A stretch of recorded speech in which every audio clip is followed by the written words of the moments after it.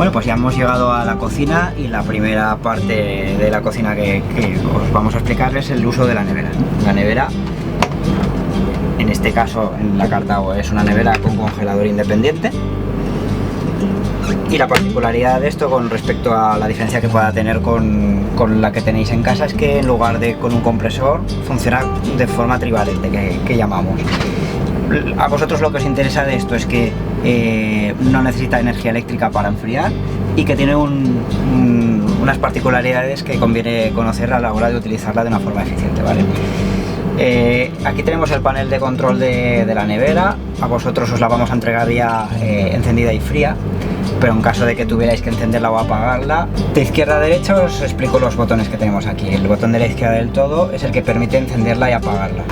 Lo haremos manteniendo pulsado el botón unos segundos y se encenderá o apagará según en qué modo la tengamos.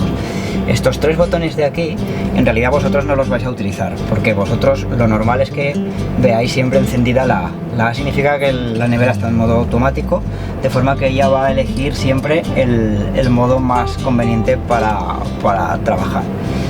Así a grosso modo os puedo explicar que ahora mismo, como la tenemos enchufada, está trabajando a 230 voltios.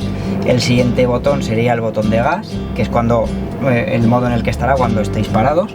Y el siguiente botón, como veis, es una batería, es cuando vamos conduciendo, ya que utiliza los 12 voltios del sistema de la autocaravana. Cuando vamos conduciendo, esto es importante remarcar, que no enfría, simplemente va a mantener el frío, la temperatura que tenga la nevera en ese momento, ¿vale? Por último, este botón de aquí es el que nos permite seleccionar la intensidad del frío. Vamos a ir pulsándolo hasta tenerlo en la posición que queramos. Este pitido no os preocupéis porque está la puerta abierta mucho tiempo. Antes de terminar con la nevera, lo que os decía que tiene particularidades. Es muy importante que no llenemos la nevera del todo, ¿vale? Para que funcione bien este tipo de neveras, conviene que estemos utilizando solo la mitad del volumen disponible. Además conviene, si podemos, introducir ya los elementos fríos para facilitar el enfriamiento, que mantenga la temperatura fría.